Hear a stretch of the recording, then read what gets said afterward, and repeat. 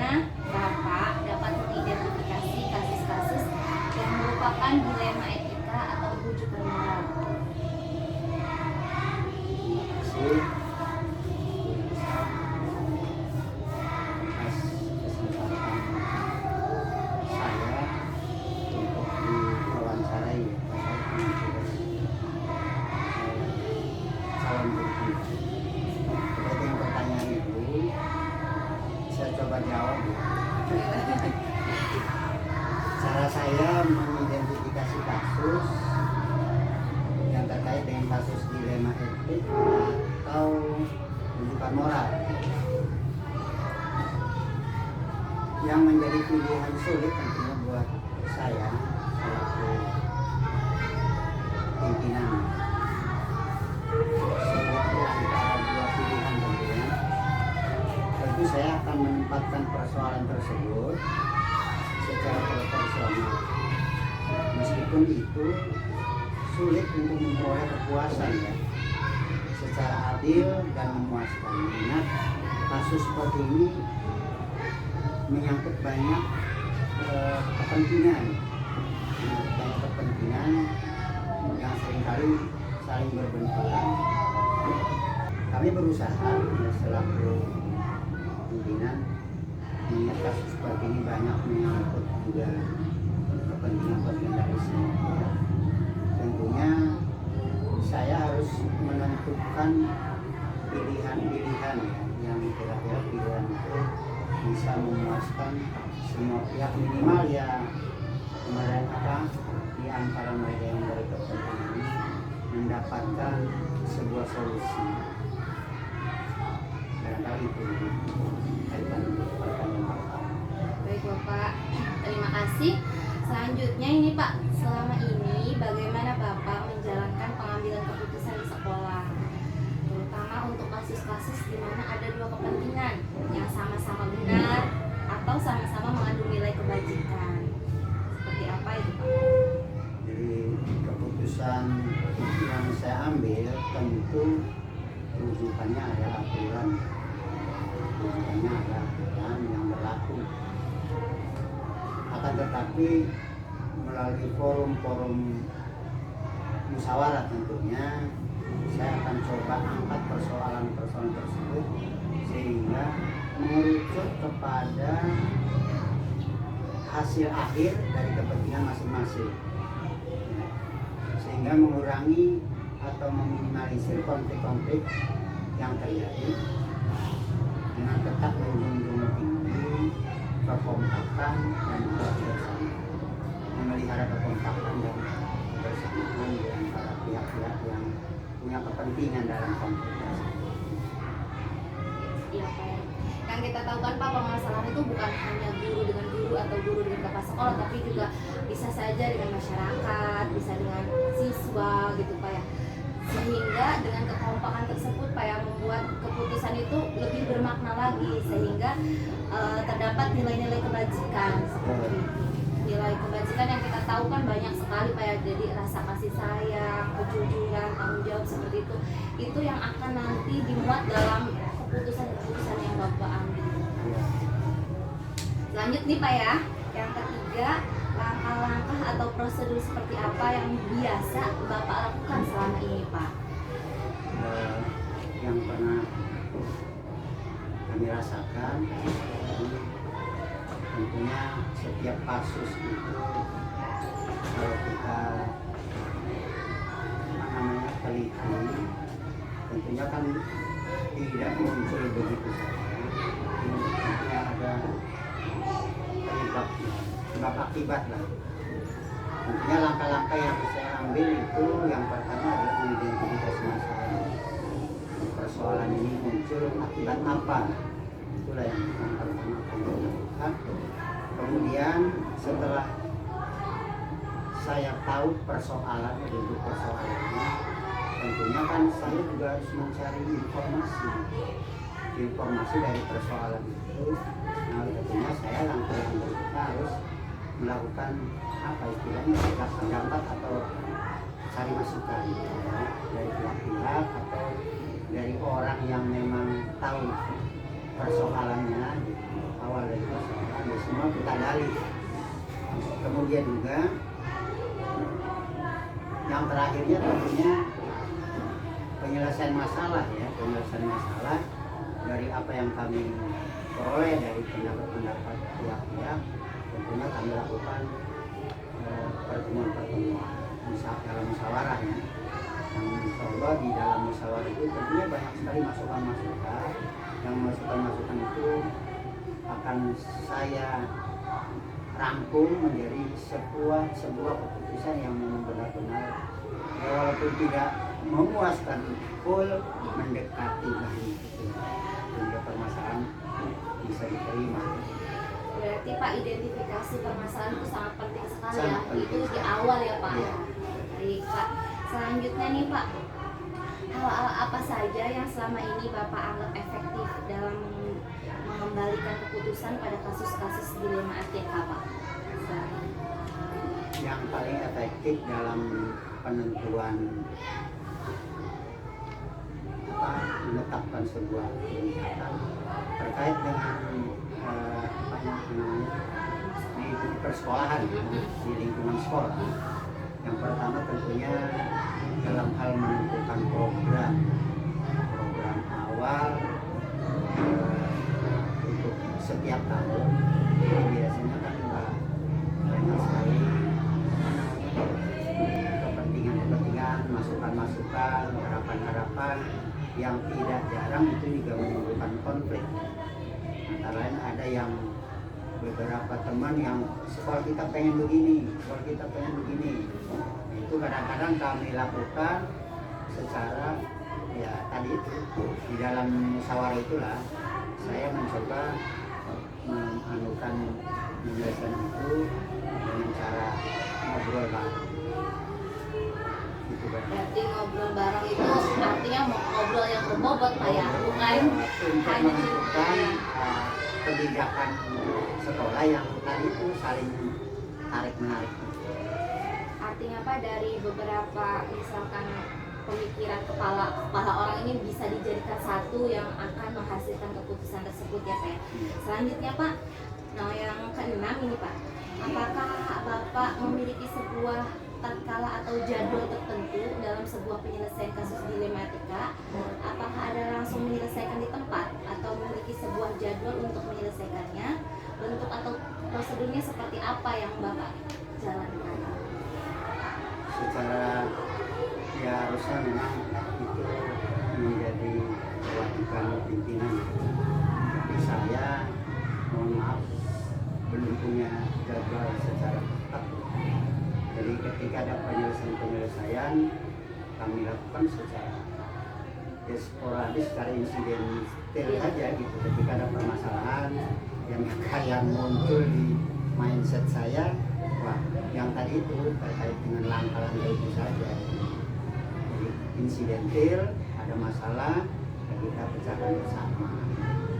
Jadi belum punya jadwal secara lengkap. Baik Bapak, yang istilahnya permasalahan yang butuh segera keputusan gitu ya Pak ya, mungkin seperti itu. Yang sekarang yang ketujuh ini Pak, adakah seseorang atau faktor apa yang selama ini mempermudah atau membantu Bapak dalam mengambil keputusan dalam kasus dilema etika Pak? Pasti ya, kalau namanya mengambil keputusan ya tidak bisa sendiri, walaupun kadang-kadang itu keputusan saya, akan tetapi untuk menentukan keputusan itu harus ada orang yang perlu, yang saya jadikan bahan masukan, yang bisa diajak bicara. Misalnya ketika ada kasus di kelas rendah, katakanlah saya perlu bantuan Bu Elsa, maka Bu Elsa itu orang yang perlu saya ajak komunikasi untuk penyelesaian itu supaya persoalan yang terkait dengan anak-anak kelas 1 atau kelas rendah ya hasil akhirnya tepat lah, mendekati tepat sasaran. Jadi saya memang punya orang-orang yang harus saya ajak bicara. Nah, kebetulan di sini saya sudah punya sudah punya apa namanya Anak buah. membantu inilah gitu ya. Ya seperti kayak enggak Bu Elsa atau yang lain lah kelas tinggi misalnya Pak Jaki ya, orang-orang yang memang banyak tahu dengan persoalan-persoalan di sekolah. Artinya Pak, setelah Bapak mengidentifikasi dari permasalahan tersebut, Hmm. baru Bapak bisa menentukan seseorang yang bisa membantu istilahnya yang menyelesaikan, walaupun nanti hasil akhirnya itu Bapak yang menentukan, seperti itu ya Pak. Nah ini pertanyaan terakhir nih Pak, udah akhir ya Pak ya. Dari semua hal yang telah disampaikan tadi Pak, pembelajaran apa yang Bapak petik dari pengalaman Bapak mengambil keputusan di dunia kita? Pembelajaran saya apa? Kesan saya selama menjadi pimpinan tentu saja kesan yang paling berkesan, yang paling apa namanya menyenangkan, bermakna dalam pemikiran saya. Tentunya dalam menangani sebuah kesan itu, sebuah apa namanya permasalahan itu yang jelas di akhir dari penyelesaian itu ada positif negatif ya. Iya. Jadi kadang-kadang keputusan kita menurut saya ini udah tepat nih. Karena kan ini sudah mengacu kepada aturan, sudah sesuai dengan apa yang diharapkan pimpinan. Tetapi kadang-kadang memang di lapangan itu kan sulit. Nah, untuk itu kami mencoba melakukan sesuatu penyelesaian masalah itu dengan secara hati-hati, yaitu melibatkan semua stakeholder sehingga akhirnya keputusan itu yang saya harapkan bisa meminimalisir kekurangan-kekurangan. Dan yang paling berkesan sekali adalah selaku kepala sekolah, saya akan merasa sangat berkesan manakala menangani sebuah permasalahan dan permasalahan itu tidak ada konflik sama sekali diterima oleh semua.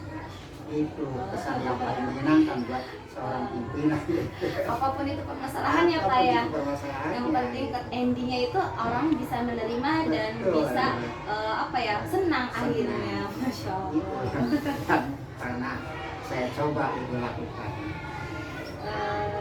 Alhamdulillah Pak ya, sesi tanya jawab wawancara ini sudah selesai dan saya dapat banyak belajar dari Bapak. Ternyata apa ya, keputusan itu tidak bisa diambil satu pihak dari saya saja, harus mendengar, harus tidak boleh mengabaikan pendapat orang, dan itu harus disaring lah intinya.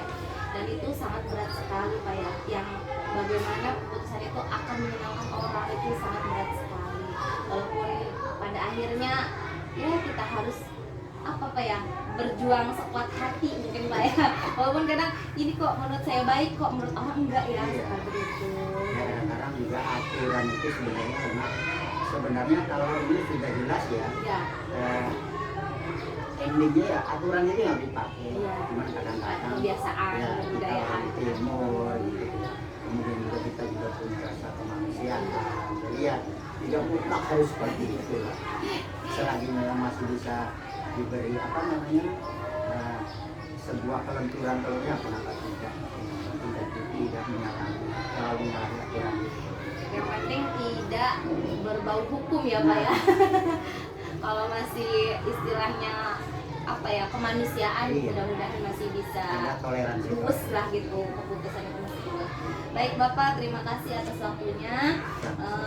Ini alhamdulillah sudah selesai Pak ya, sebagai tugas demonstrasi kontekstual dalam pengambilan keputusan. Terima kasih Bapak atas waktunya.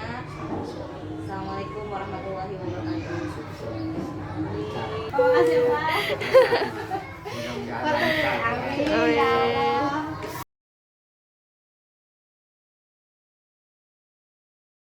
Assalamualaikum warahmatullahi wabarakatuh. Waalaikumsalam warahmatullahi wabarakatuh.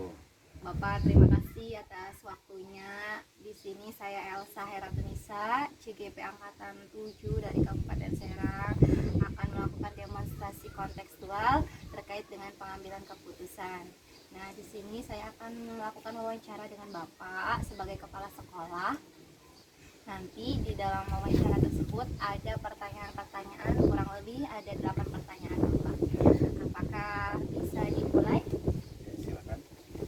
Baik Bapak, untuk pertanyaan yang pertama, selama ini sih Bapak dalam mengidentifikasi kasus-kasus yang merupakan dilema etika atau bujukan moral?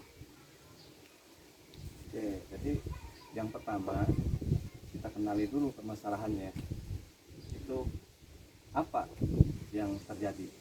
Saling bertentangan tidak? Kemudian setelah itu kita identifikasi, kita saring masalahnya, mana yang berhubungan dengan etika. Misalnya di sini ada sopan santun atau norma sosial. Mungkin begitu. Baik, yang kedua ini Bapak pertanyaannya, selama ini bagaimana Bapak menjalankan pengambilan keputusan di sekolah Bapak, terutama untuk kasus-kasus di mana ada dua kepentingan yang sama-sama benar nih Pak, atau sama-sama mengandung nilai-nilai kebajikan. Yang kita tahu nilai-nilai kebajikan itu kan banyak sekali Pak ya, misalkan sabar, kasih sayang gitu. Nah, bagaimana Bapak menyikapi hal tersebut?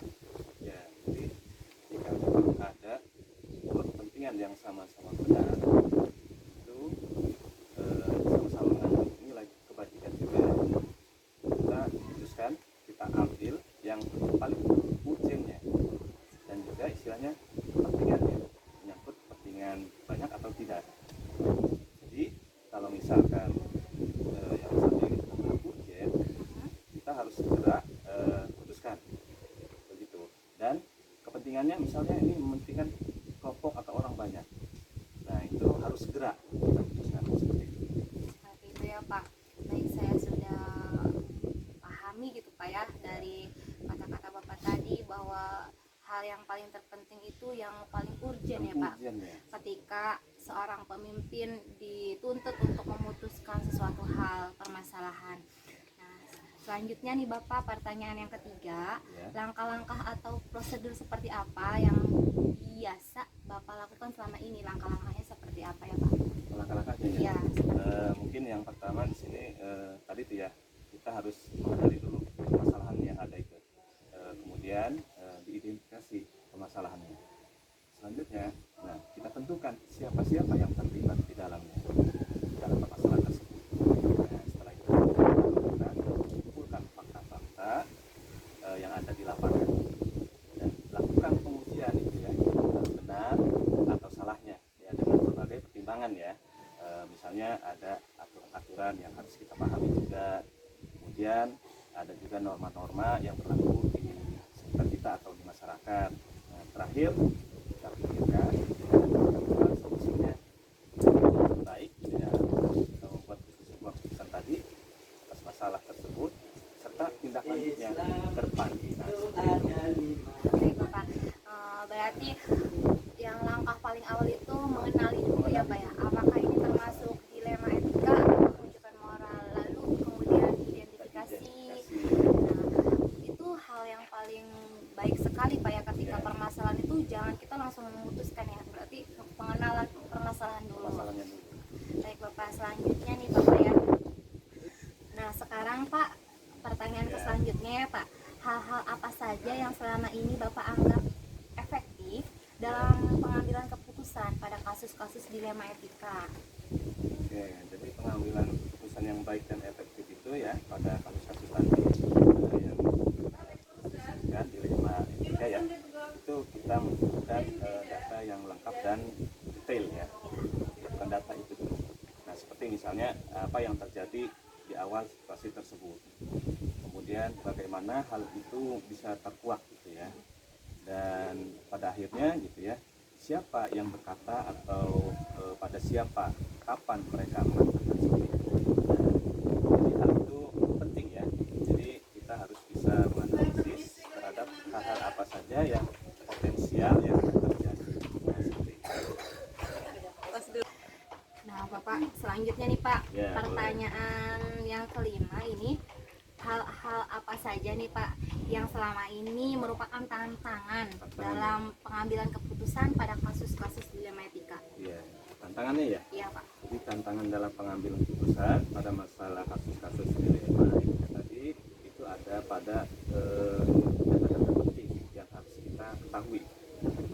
Karena dilema etika tidak hanya menyangkut ya hal-hal teori saja ya kan, namun ada faktor-faktor mendorong ataupun menarik yang nyata, di mana istilahnya data yang mendetail itu itu akan menggambarkan alasan seseorang melakukan sesuatu atau kepribadian seseorang akan tercermin dalam situasi tersebut. Berarti apa sih Bapak istilahnya harus ada data dulu ya, data itu atau fakta-fakta yang terjadi gitu, seperti apa gitu ya, Harus kita tahu harus diketahui motifnya apa, tantangannya di situ. seperti itu. Nah, apakah Bapak memiliki sebuah tatkala atau jadwal tertentu dalam sebuah penyelesaian kasus dilematika? Apakah Bapak langsung menyelesaikan di tempat atau memiliki jadwal tertentu untuk menyelesaikannya? Bentuk atau prosedurnya seperti apa yang Bapak jalankan?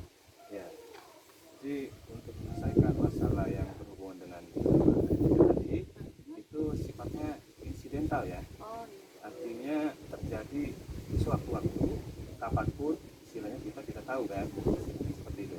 Jadi kita selesaikan masalahnya di tempat pada waktu itu juga. Jangan artinya kita berlama-lama karena artinya takut artinya merambat ke hal-hal yang lainnya seperti itu. Jadi harus pada waktu itu juga kita selesaikan. Jadi sebenarnya tidak ada jadwal ataupun ya, schedule gitu ya. Artinya karena sifatnya masalah kasus ini bersifat insidental tadi ya, insidental ya. Walaupun insidental keputusannya, tapi tetap ya Pak ya mengarah ke apa ya, tahapan-tahapan yang tadi Bapak sudah ceritakan itu ya, yang dengan mengenali permasalahannya, mengidentifikasi seperti itu ya Pak. Walaupun istilahnya keputusan itu putuskan dengan segera, tapi tetap langkah-langkah tersebut dilakukan gitu. Bapak, ini yang ketujuh Bapak. Apakah ada seseorang atau faktor-faktor apa yang selama ini mempermudah atau membantu Bapak dalam mengambil keputusan dalam kasus-kasus dilematika? Ada ya sebenarnya. Dari setiap kasus itu ya kita ada sebenarnya rekan kita gitu, ataupun rekan guru kita ya istilahnya yang ikut membantu ya, yang artinya yang bisa dipercaya gitu ya, artinya dalam menentukan keputusan yang akan kita ambil. Jadi ada pihak-pihak atau faktor-faktor yang dapat mempermudah atau membantu kita. Nah itu juga kita harus pahami seperti itu. Berarti Bapak membutuhkan orang lain juga Pak ya dalam mengambil keputusan tersebut. Tidak serta-merta ini keputusan saya loh sebagai pasangan, tidak seperti itu ya Pak. Ya, berarti ada pertimbangan dari orang lain juga. Dan juga mungkin musyawarah ya Pak. Musyawarah. Artinya keputusan yang dibuat Bapak itu ya hasil pemikiran bersama, bukan hanya pemikiran Bapak sendiri gitu. Baik Bapak, ini yang terakhir nih Pak, alhamdulillah ini pertanyaan yang ke-8 ini. Dari semua hal-hal yang telah disampaikan tadi ya Pak, pembelajaran apa yang dapat Bapak petik dari pengalaman Bapak mengambil keputusan dilema etika?